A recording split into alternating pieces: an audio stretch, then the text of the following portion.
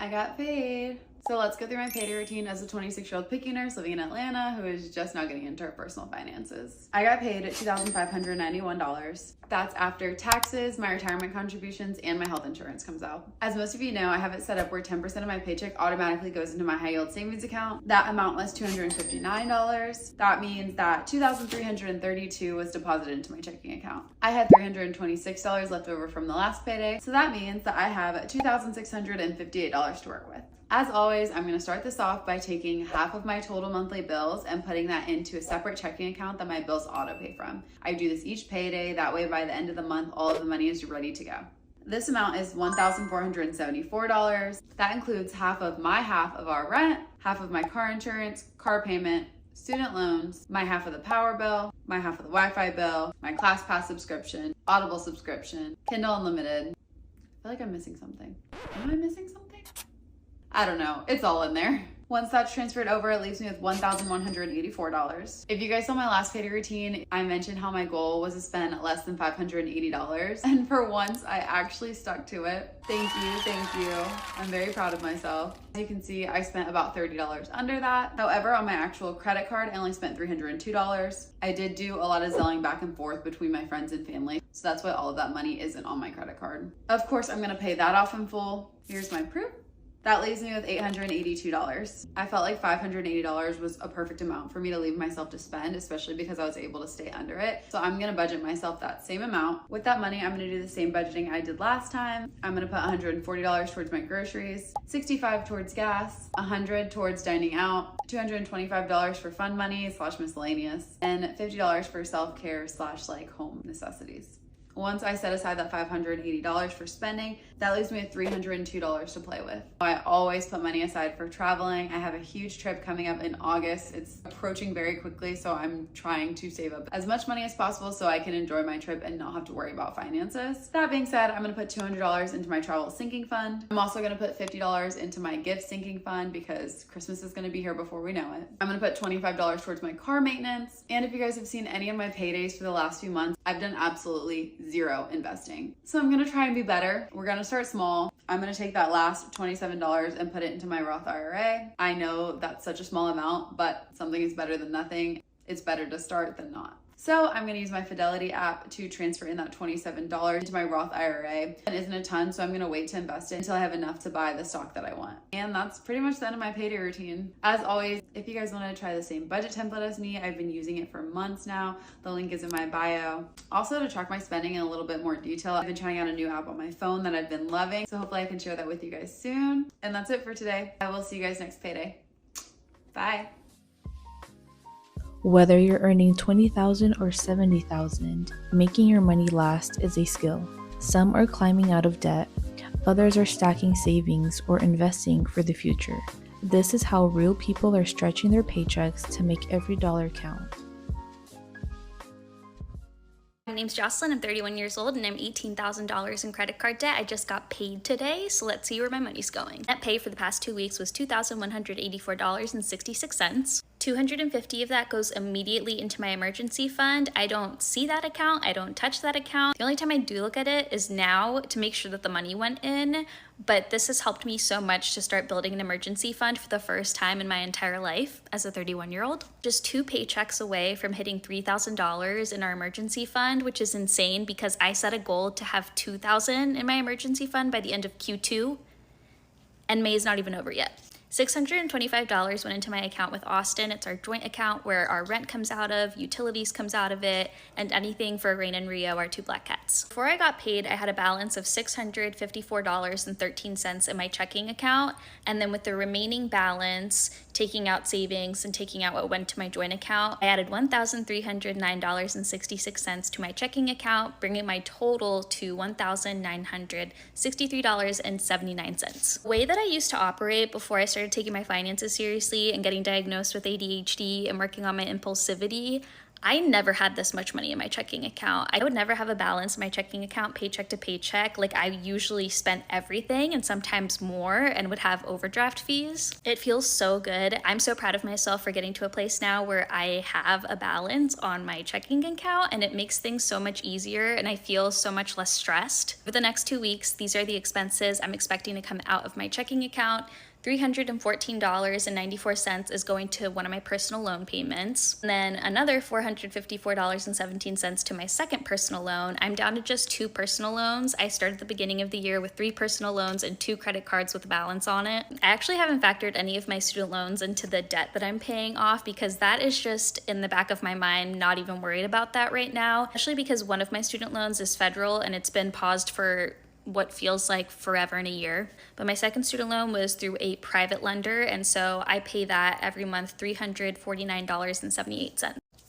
My Canva subscription is coming out for $15, $25 for therapy, and then I'm allocating $350 for this Memorial Day weekend. We have friends coming from out of state, and we're just doing all the things, and I want to feel comfortable and not stressed out by money. So I gave myself a bucket of money that I can use. I don't anticipate using all $350. The goal is to spend $275. I compiled all of the activities that we were doing and all the meals that I'll probably get at the restaurants we're going to, and that's the balance that I got. So after all of these expenses come out, I'm anticipating $454.90 to remain in my checking account.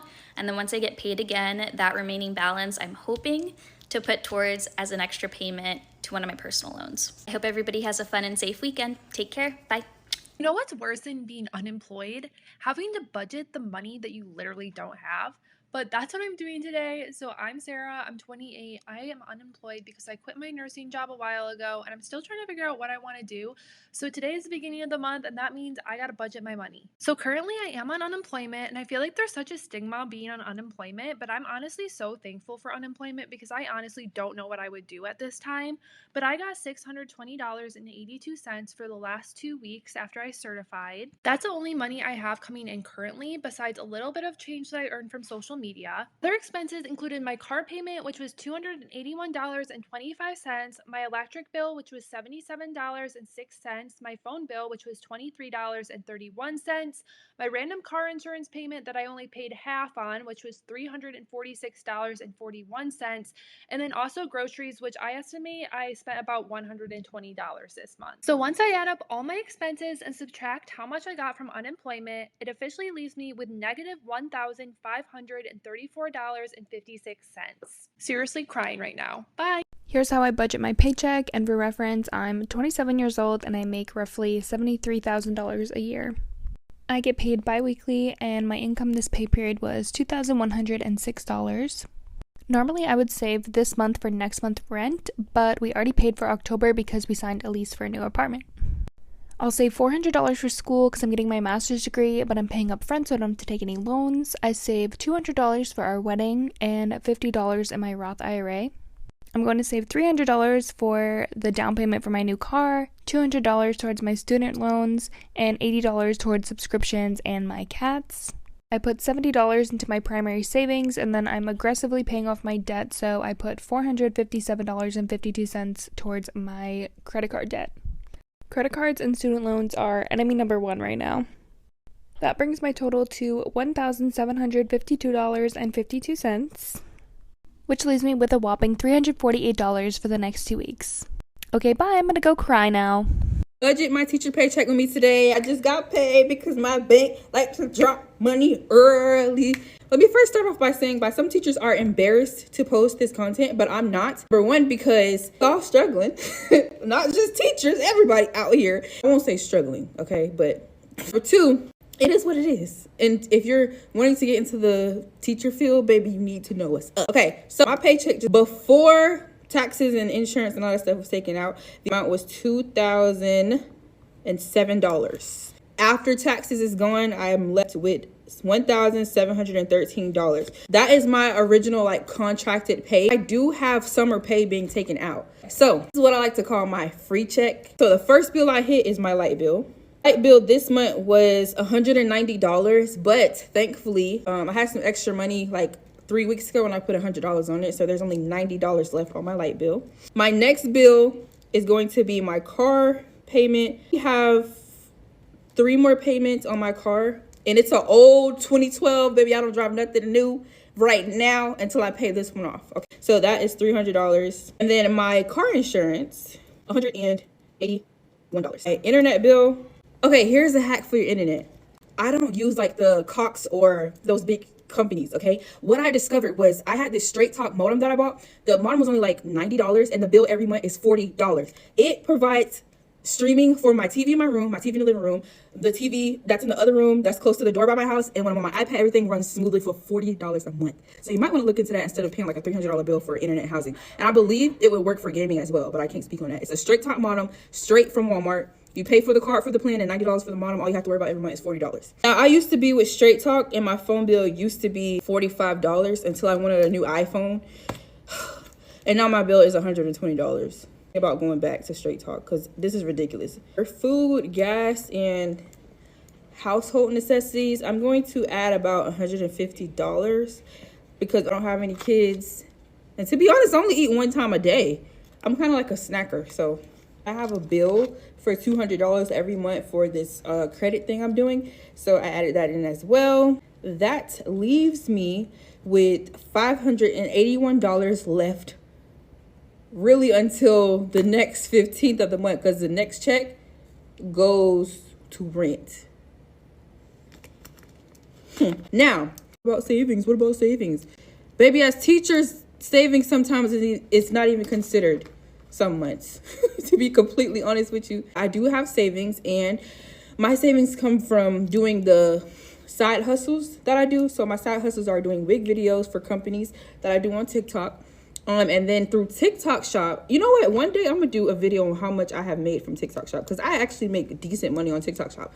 Like, I never expected to make that much money. Creator stuff is I'll do a budget my check with me for my TikTok check as well, but this is just my school check. This is what pays the bills. So hypothetically speaking, if this was the only income I had, I would have $581 left for the rest of the month, all the way until the next 15th. I could spend that in one day. Budget my paycheck with me as a Chipotle manager. So my check I got this week, I get bi-weekly checks, by the way. It was $1,168. Super tea. I had $10 left over from my last check, so that rolled over into this check. So I had $1,178, and I had a lot of bills to pay. First thing I paid was my car, which was $428. Then I paid my phone, which was $82. My gym, which was $15. Gas, I put away $50, and then I paid only $35 on my credit card. That doesn't sound like a lot, but I've been paying a lot on my credit card, and finally it paid off. My credit score went up by 40 points, so we're back in the 700 range, and I figured I'd give myself a break because it's a little better than it was now. Total, all my bills were $610. So after that, I was left over with $568. So of course we had to do our savings first. So in total, I put $300 in my savings. I put $200 to start my apartment fund, and then I put $50 in my normal savings and $50 in my travel savings. So now in total, I have $800. Super tea. Super tea. It's been a while since I've been able to keep even $500. In my checking, I gave myself $268 to spend. I would usually not give myself that much. I would usually only give myself like $100 and some change, but I really wanted to get my hair done. Once again, I literally paid a lot on my credit card, and it went up 40 points, so I think I deserve it. And since it's like starting to get sunnier out, my hair is starting to fade and starting to be more brown than it is black, so I'm gonna get it dyed this color. I don't know if you can tell the difference, but it is brown. It's not black. So my hair is gonna be $120. So I put that in my Cash App so that way it's not mixed with my spending money. And then I had $148 to spend. I think I have like $120 right now because I get paid early. I get paid on Wednesdays. I think I got like food or something, but yeah. Let's budget my paycheck together as a 29-year-old who's married with no kids yet and is a healthcare worker. So I realized that I kind of stopped posting about my personal finances and I don't know why, so we're getting back to it. This is my second to last paycheck being part-time. My income was $1,768 and I had a whopping $25.60 carryover from my last paycheck, which means I have $1,794 to budget with. This was also a weird month because it was a 3 paycheck month, so I saved $150 to put towards our rent. I put $50 into my emergency fund and $150 into our house saving fund. I also put $125 into our grocery account, and I saved about $200 for our phone bill. I will also budget $195 for our car insurance, and this is for me and my husband. Then I'll budget $277 for my gym membership, which I know is very expensive, but I absolutely love the classes. And I have a few subscriptions coming out the next 2 weeks, and that comes to $37.32. I also set aside $65 for the cats, $85 for my nail appointment, and then I did put $150 towards my credit card, paid that off because I did have to buy some new scrubs for my new job. Lastly, I'll budget $65 for gas for the next 2 weeks. If you add all of that up, it comes to $1,550, which means I have $244 left to spend. It is payday today, which means that we are going to be looking at my paycheck, breaking it down, and figuring out how much I'm spending, investing, all that kind of stuff. My laptop died, so we're switching locations, but let's just get into it. I get paid on a bi-weekly basis, which means twice a month. My post-tax for my paychecks are $3,127.19. And then in this paycheck, they also take out my 401k investment, which is $525, my HSA, which is $75, and then my dental and my eye insurance, which is $55.54. And then my company pays for my healthcare premium, which is really nice. Okay, so after that, I also take out $584 to my Roth IRA, and then I put $500 into a high yield savings account and $500 into an individual brokerage account. And then I'm also putting money towards like rent, utilities, car insurance, groceries, etc.